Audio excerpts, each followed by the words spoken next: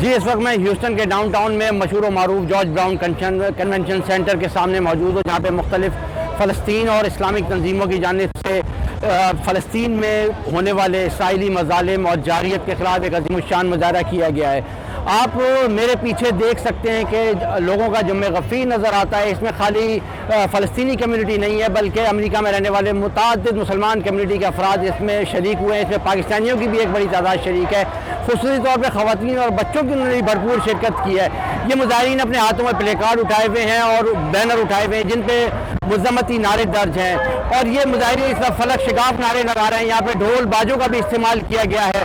مظاہرین کا مطالبہ ہے کہ امریکہ اس معاملے میں فوری مداخلت کرے، اور جو فلسطین کے اندر اسرائیلی فوجوں کا جو ظلم و ستم جاری ہے، مساجد کے اندر گھس کر قتل عام کیا جا رہا ہے اور وہاں پہ فلسطینیوں کو ان کے گھر سے نکالا جا رہا ہے، بے دخل کیا جا رہا ہے، اس عمل کو رکوایا جائے۔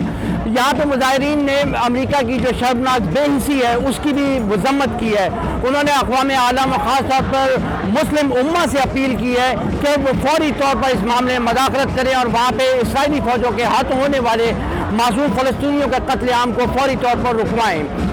کامران جیلانی، بول نیوز، ہیوسٹن، ٹیکساس۔